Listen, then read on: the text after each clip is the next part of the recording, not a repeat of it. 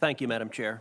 And let me say to each of the witnesses here today, thank you for being here, thank you for your testimony, and thank you also for your service.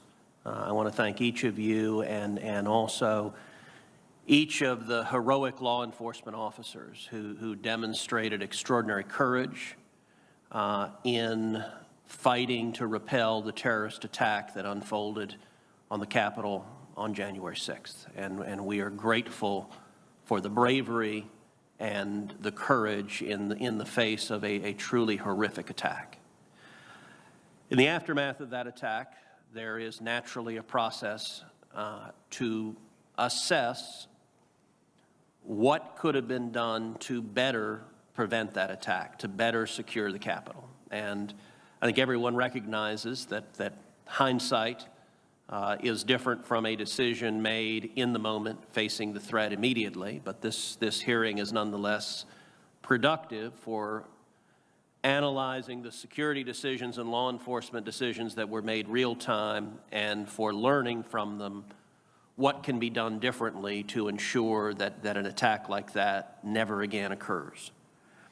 Chief Sund, I want to focus on, with some detail, your written testimony and just walk through what occurred in the days preceding January 6th and then on January 6th. So in your written testimony, you say, on Monday, January 4th, I approached the two sergeant-at-arms to request the assistance of the National Guard, as you had no authority to do so. You go on to say, I first spoke with the House Sergeant-at-Arms to request the National Guard. Mr. Irving stated that he was concerned about the, quote, optics of having National Guard present and didn't feel the intelligence supported it.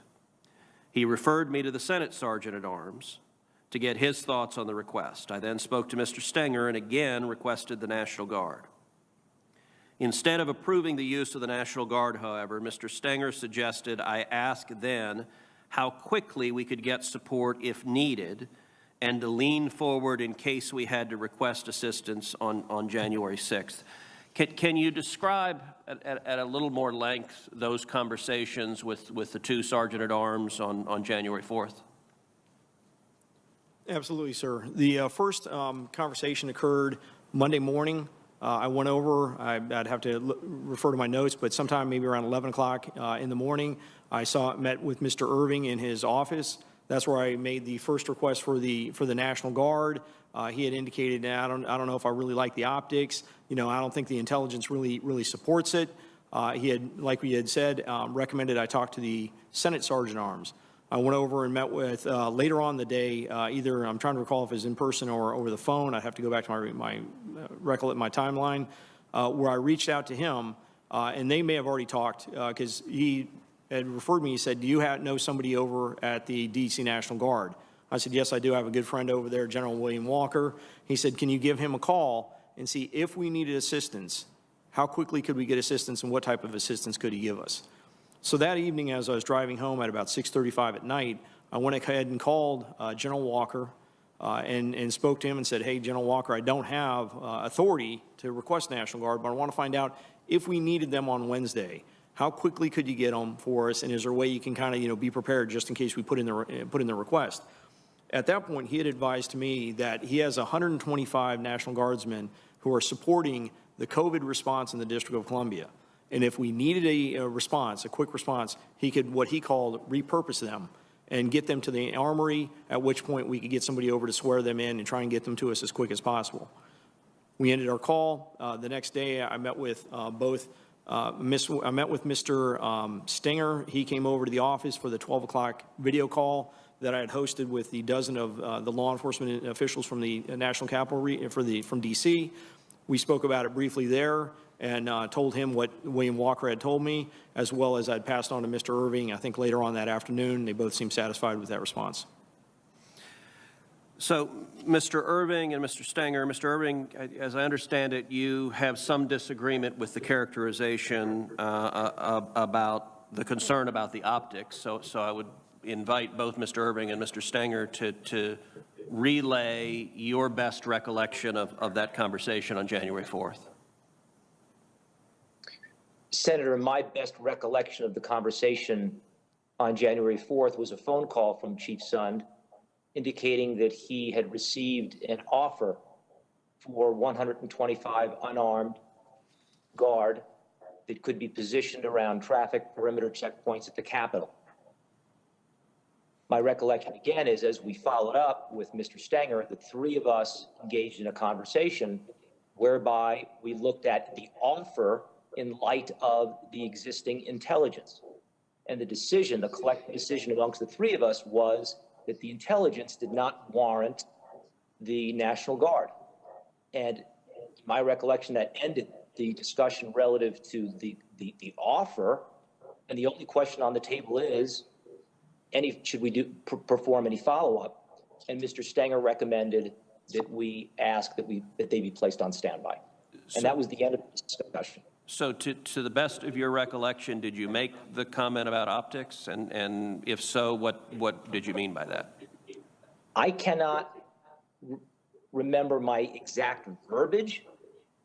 Had I used any language to the effect, it was all in reference to whether the intelligence was matched to the security plan. And let me ask both Mr. Irving and Mr. Stenger, did y'all have conversations with congressional leadership, either Democratic or Republican leadership, on this question of supplementing law enforcement presence, bringing in National Guard, either on January 4th or real time in January 6th? On January 4th, no, I had no follow-up conversations. And it was not until the 6th that I alerted leadership that we might be making a request. And that was the end of the discussion. Mr. Stenger? For myself, it was January 6th that I mentioned it to Leader McConnell's staff. So there's been some disagreement about what time phone calls occurred. I know Senator Portman asked earlier. Presumably everyone has phone records. I think it would be helpful if each of you could forward the relevant phone records to this committee. And Chief Sund, you also reference in your testimony that you sent an email to congressional leadership. I have it. If you could forward that to the committee as well, I think that would be helpful. Thank you. Thank you. Senator Ossoff. Thank you, Madam Chair. Thank you to our panel. Just want to take a moment and echo the sentiments of so many of my colleagues expressing appreciation for the men and women of the United States Capitol Police who endured a great deal on January 6th and showed great heroism.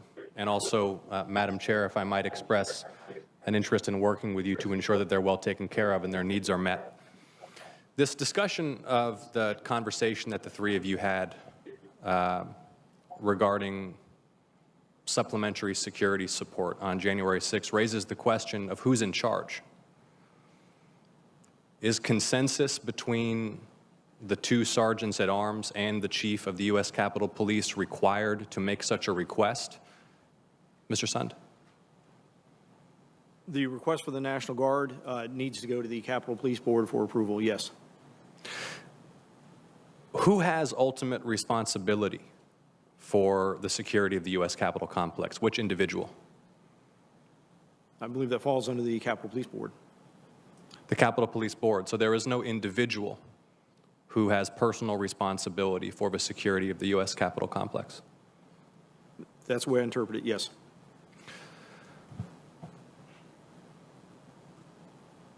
Had the U.S. Capitol Police conducted exercises simulating comparable events such as a violent riot on or within the U.S. Capitol complex?